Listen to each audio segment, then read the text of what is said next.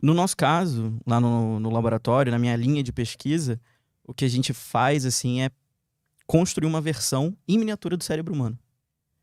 Como que faz isso? Como que faz isso? Eu vou chegar nesse ponto. Uma das maiores dificuldades que a gente tem hoje em dia na pesquisa biomédica, farmacêutica, é muito entender como que os medicamentos, eles interagem no nosso corpo. Porque eu não sei se as pessoas às vezes não sabem dessa informação, mas você pode ter uma doença, você pode ter pessoas super parecidas, idade, peso, sexo, com a mesma doença. E aí você tem ali 3 medicamentos. O A pode funcionar com uma, não vai funcionar com as outras 2. Uhum. O B funciona com uma, não funciona com as 2. Mas por quê? Uhum. Quais fatores que podem estar influenciando isso? E aí os cientistas, eles partem para outros modelos antes de chegar na pessoa, né? Você vai testar, né? Começa com uma célula, aí depois você vai partir para um modelo mais complexo, para um animal, até você chegar num teste clínico, que são esses testes que você convoca as pessoas para aplicar o medicamento nelas e ver o que acontece. E ela ganha uma maçã e um suquinho. Ela ganha uma maçã e um suquinho, assina um termo lá de responsabilidade. Não, tudo feito com a maior segurança do mundo. Claro, o TCLE, isso aí é extremamente importante.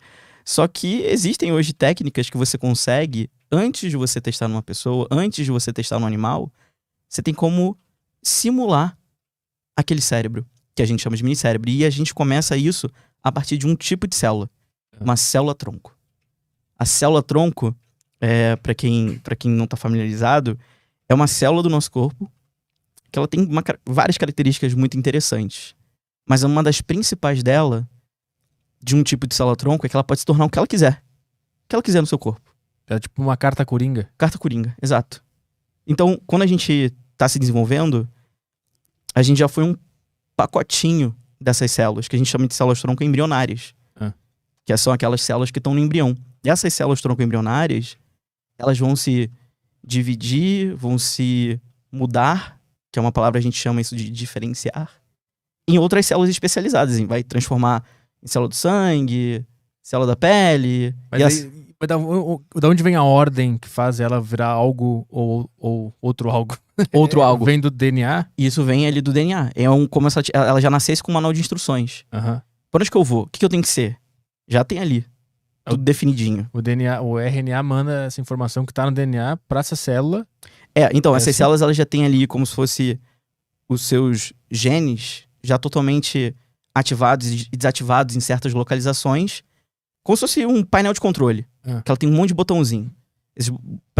Digamos assim, pra célula ela se tornar algo, ela tem que ter uma configuração. Uhum. Então ela sabe, olha, eu tenho isso aqui ligado, isso aqui desligado, eu vou ser isso. Eu vou ser o cérebro ou vou ser o fígado. Isso, eu vou ser uma célula do cérebro, exatamente. Esse é o raciocínio.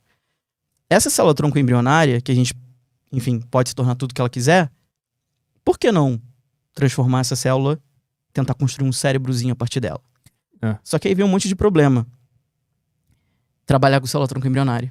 Muita polêmica. Pois é, eu não sei exatamente o que é célula tronco, tá me explicando agora, e eu escuto muito falar que existe uma polêmica, mas eu não sei por que existe uma polêmica. Vou te explicar, eu vou falar agora a polêmica. Qual é a polêmica de você trabalhar com célula tronco embrionária? Né, do tipo humana. É aquela velha história de quando que a vida começa. Uhum. Porque pra você ter uma célula tronco embrionária, você precisa de um embrião. De algo ali que vai evoluir, vai formar uma vida. E aí fica aquela discussão de quando que a vida começa. Quando é que a vida começa? A partir de qual dia? Uhum. A partir de qual momento? E aí você tem que destruir ele pra você obter essas células. E aí dessa polêmica das pessoas, vai destruir uma vida, uma possível vida. É praticamente um abortinho. Assim, na cabeça das pessoas. Na cabeça das pessoas, quando elas polemizam, tem isso. Só que aí... Então a gente poderia pegar essas células tronco embrionárias, que elas são super importantes, elas viram o que elas quiserem. E os cientistas são espertos e sabem ali o caminho. Você sabe a ordem que você pode dar pra célula. Você sabe como dar o comando pra ela virar alguma coisa. Você consegue. Tá, eu quero entrar nisso aí também pra entender como é que dá Vamos instrução. Vamos entrar nisso. Mas a célula tronco, de onde ela é tirada? Da barriga de uma mulher?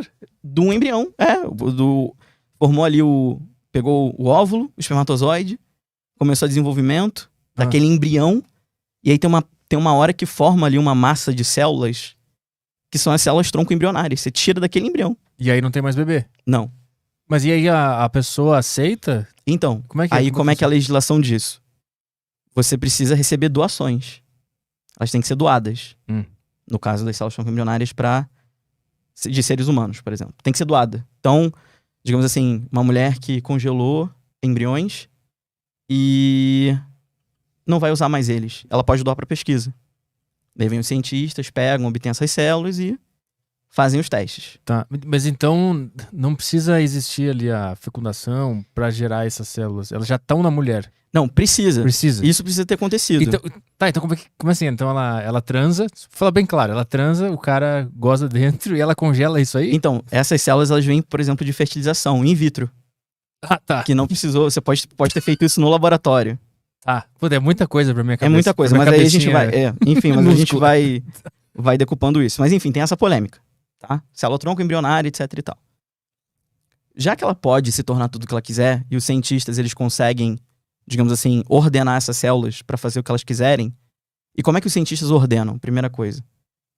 Muitos anos estudando biologia do desenvolvimento, entendendo quais são os comandos, quais são as substâncias químicas que você coloca naquela célula para ela ativar um certo comando. Uhum. Mais ou menos assim, Uhum. para não entrar em muito detalhes. Então, e aí o que aconteceu? O que a gente faz? Tem essa polêmica, tem esse limitante.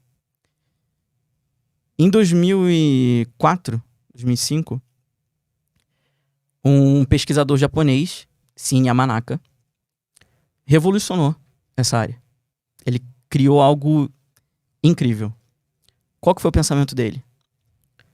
Eu falei pra você, pra todo mundo que tá assistindo a gente, que as células tronco-embrionárias elas deram origem a A tudo. tudo, Aham. né? Até minha unha. Só unhazinho. Tudo. Uhum. Eu falei também que a célula ela tem um painel de controle. Não tem ali, ela sabe o que ela vai fazer como se fosse um manual. Sim. Cada célula tem esse manual. A célula apaga esse manual. Por exemplo, ela virou de uma embrionária, ela chegou lá para uma célula da pele. E o que aconteceu antes? Será que ela lembra disso? Então, se tu resgatar uma célula da minha unha, tu vai conseguir encontrar esses comandos que fizeram ela virar uma unha. Você consegue, aí é que tá. Aí o que a Yamanaka descobriu?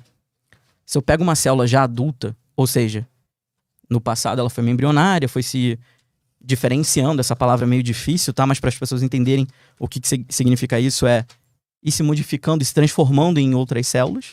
Ela já estava ali programada para isso. Uhum. O Yamanaka descobriu como abrir a caixa de Pandora da célula.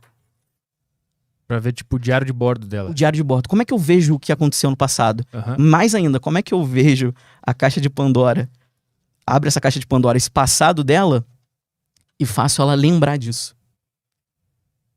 Então, o que o Yamanaka fez, que ele desenvolveu uma técnica muito incrível chamada de reprogramação celular, foi pegar uma célula já adulta, abrir a caixa de Pandora dela, fazer ela lembrar como é que ela era no passado e fazer ela voltar no tempo.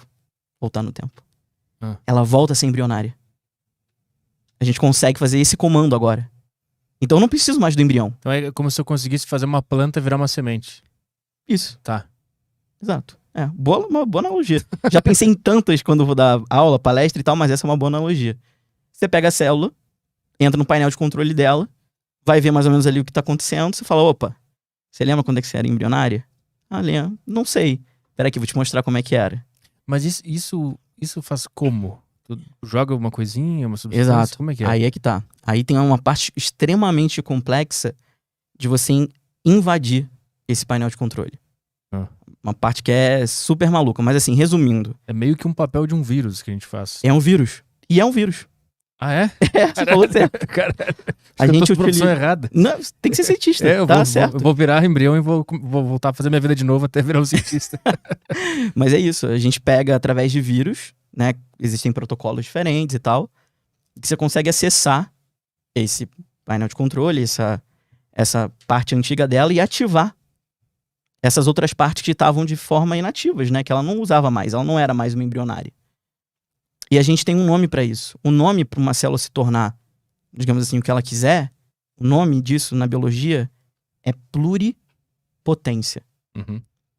Vem de pluri de muitos, né? E potência vem de capacidade, Potencial, né? do potencial dela se transformar em outras coisas. Uhum. Então, o que a gente faz nessa técnica de reprogramação celular, que o Shin Yamanaka foi o líder dessa pesquisa, é invadir esse painel de controle, abrir essa caixa de Pandora, relembrar a célula como é que era pra ela voltar a ser o que ela já foi em algum momento da vida dela, e com alguns comandos, através, como por exemplo, como eu falei pra vocês de um vírus, que você consegue invadir a célula mesmo, você ativa isso tudo, e a célula simplesmente começa a se transformar. Ela começa a se transformar mesmo.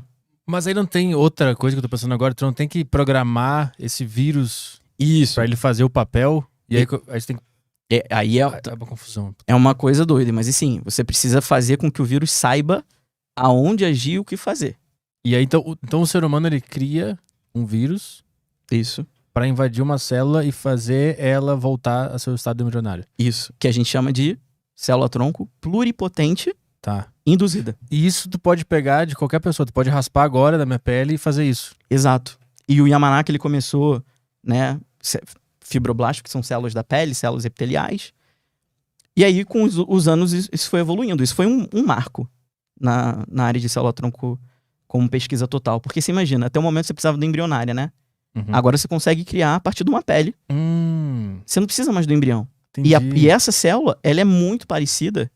Assim, aí a gente está estudando hoje cada vez mais para tentar entender as diferenças entre uma embrionária de fábrica, original, Uhum. zero bala, e uma que foi reprogramada. Uhum. Elas são muito similares. As características, a forma como elas vão se desenvolver, vão se tornar outras E células, se diferencia no quê, as duas? no que você quiser. Não, mas ela, tipo assim, a original lá, ela é um pouco melhor? Então, a gente ainda não encontrou isso muita diferença. Ah, não encontrou diferença? Tem lugares que mostram que elas, às vezes, elas podem se transformar mais rápido do que uma que você reprogramou. Uhum. Só que isso ainda vai divergindo de protocolo para protocolo. Uhum. Mas, em teoria, elas são muito similares. Então, se uma célula tronco embrionária, no final, ela ia se transformar num neurônio, uma célula do cérebro, a pluripotente induzida também faz a mesma coisa. Uhum. Então isso acabou com a polêmica de célula-tronco? E isso acabou para as pessoas que trabalham com isso. Você não precisa mais entrar nessa polêmica. Agora, o que fica, de fato, a questão é o quanto elas são parecidas. E será que essa intervenção, por exemplo, com o vírus, será que isso causa algum efeito negativo na célula a longo prazo? Ah, sim. Se tu não conseguisse sabe. criar uma pessoa completa a partir desse vírus, Exato. a gente ia ver se ela não ia Isso. começar a comer tecido em algum momento, sei lá. Ia matar uma pessoa na rua e virar um zumbi. Então, a gente ainda não sabe muito bem isso, mas o que a gente sabe é que com os protocolos que a gente tem hoje em dia, a gente consegue obter praticamente qualquer célula.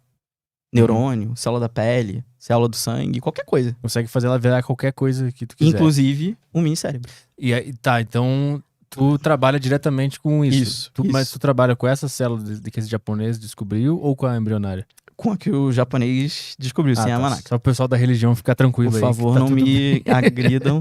Não, então, a gente trabalha com esse tipo de célula no nosso laboratório. Inclusive, em 2012, o Yamanaka ele ganhou o Prêmio Nobel de Medicina ou Fisiologia pela essa descoberta, ou seja, revolucionária. E todo mês você tem uma coisa nova nessa área, impressionante. O que a galera tem feito com isso é uma coisa inacreditável. E aí, tu só faz essa célula virar um mini cérebro. É isso que tu faz? Uma das células. A gente tem, eu também trabalho com outras células também. O cérebro que eu posso também transformar. O nosso laboratório também faz isso. Mas como assim outros tipos de células? Por exemplo, o nosso cérebro, ele é composto por muitas células. Muitos tipos de células. Por exemplo, os neurônios, que a gente mais escuta. Os astrócitos, que são células que dão suporte pro neurônio. Entre outras, muitas, não? É uma complexidade de... Ah, mas quando tu diz que tu cria mini cérebros, tu pega uma dessas células que a gente tá falando agora, qualquer célula, transforma ela... No nosso caso, aí que é... Qual célula que vocês pegam? Do xixi. De vocês mesmos? Então, ou de pessoas saudáveis. Ah. Não vou dizer se a gente faz no mini cérebro nosso. Mas a gente pega de pessoas saudáveis e também de pacientes.